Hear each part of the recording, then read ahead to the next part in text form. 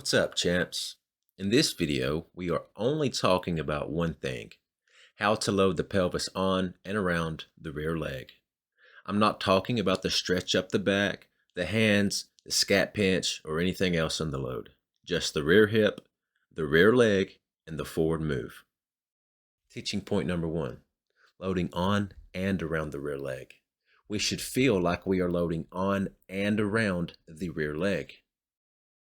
When I say on and around the rear leg, I mean both. We need the rear leg to support us, but we also need the rear hip to coil around it. If we are only on the leg, we mainly create a push. If we coil around it, we store rotation. The rear foot stays connected to the ground, almost like it's gently screwed into the dirt.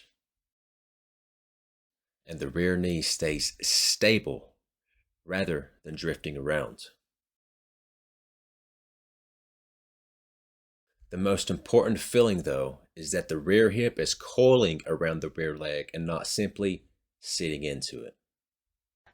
Teaching point number 2: head over foot. Watch where Benny's head stays. Notice it being centered over the inside of the rear foot.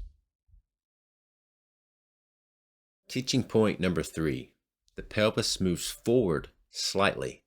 Notice how his pelvis is moving slightly forward here. It's not staying completely back, and it's not sliding aggressively forward. It's just enough to keep the coil alive as we move. Lesson point number 4: coil forward as you move forward. See how the coil isn't finished before the stride starts? You should feel the coil continuing during the forward move. Here is the key: coil forward as you move forward. When should you begin coiling? When you begin your forward move. When should you begin your forward move? When you begin coiling at the same time. Lesson point number 5: how much should I coil in relation to my forward move? Well, you coil as you stride. As you stride, you coil. They happen in matching ratios. Same time, same amount. How much should I coil? As much as I move forward. How much should I move forward? As much as I coil. Lesson point number 6: stay centered over the rear leg by keeping the weight of your head over the inside of the rear foot while the pelvis moves slightly forward. First, get centered over the rear leg and keep that relationship while the pelvis begins moving forward. Feel the rear hip loading on and around the rear leg. But watch where the head stays.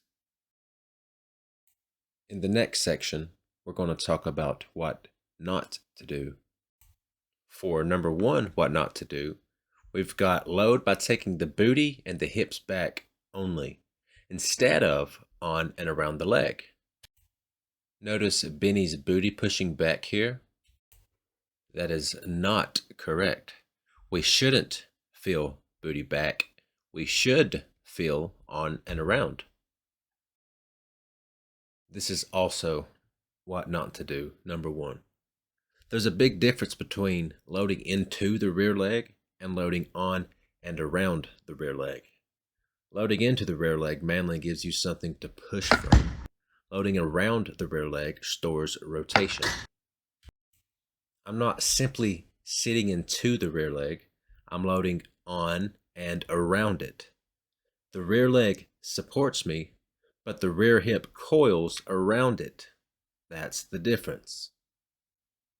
If you get an inside pitch and you simply push out of the back leg, you'll usually get beat. But if you're loaded around the rear leg, rotation helps deliver the barrel. Another wrong is when the weight of the head and hips are in front of the rear foot. Notice I said in front of and not inside of. We become passengers instead of controlling the move. Now gravity is controlling the move instead of you. You should not feel like the weight of your head and hips are in front of the rear foot. Wrong example number 3 is not allowing a small forward move with the pelvis. This will get you stuck back.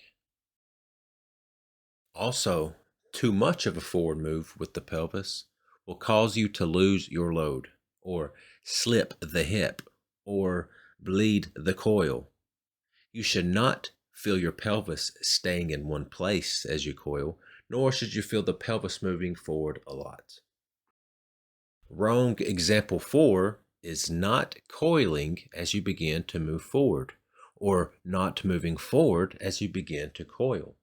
We must coil as we stride. You should feel this happening at the same time. Wrong example number 4 is when. This wrong example number 5 is how much, referring to ratios. We do not want to feel like we are coiling more than we stride, nor do we want to feel like we are striding more than we coil. Our 6th and final wrong is allowing the weight of the head to travel forward with the forward move. Notice Benny's head traveling forward here. We must feel ourselves centered over the rear leg by keeping the weight of the head over the inside of the rear foot while the pelvis moves slightly forward. Our next section is about the rear leg. Big tip, don't try to do too much with the rear leg.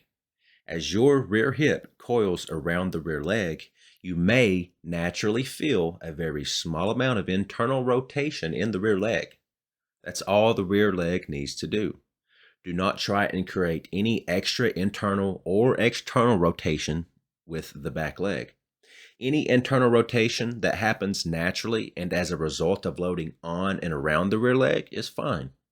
You may see the rear knee go towards the pitcher a very small amount, and this is because the foot is planted and the pelvis is moving over it.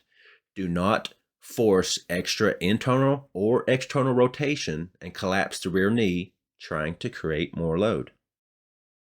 Our next section is about the rear foot. Where should you feel the pressure in the rear foot? First and foremost, let this be a result rather than an action. Everything I'm about to describe is a feel that results from a good coil. Do not try to force these pressure shifts.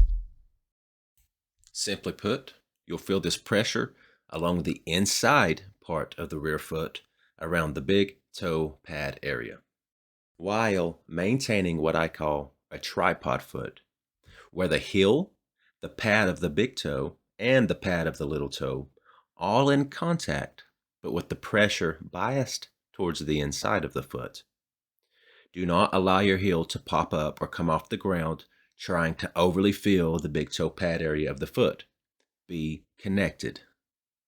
Keep the rear foot connected to the ground rather than rolling to the outside edge of the foot, similar to how we don't want the knee rotating out. Here's something you can try at home. Stand on one leg with no pelvic coil, and then coil our rear hip around the rear leg while holding our front foot off the ground. We should feel the pressure go from the midfoot towards the inside part of the foot, especially around the big toe pad area, while the heel remains connected. This pressure shift is a direct result of the rear hip turning on and around the rear leg. You will feel this especially when you include the forward move. Do not force this pressure. Just like any slight internal rotation of the rear femur being a result of the coil, the pressure moving towards the inside of the foot is also a result, not something you are trying to force. In summary, remember, do not manipulate the knee.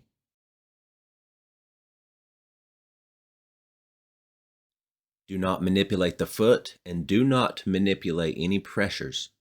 Coil the rear hip on and around the rear leg while moving forward. Same time, same amount, and let everything else happen because of that.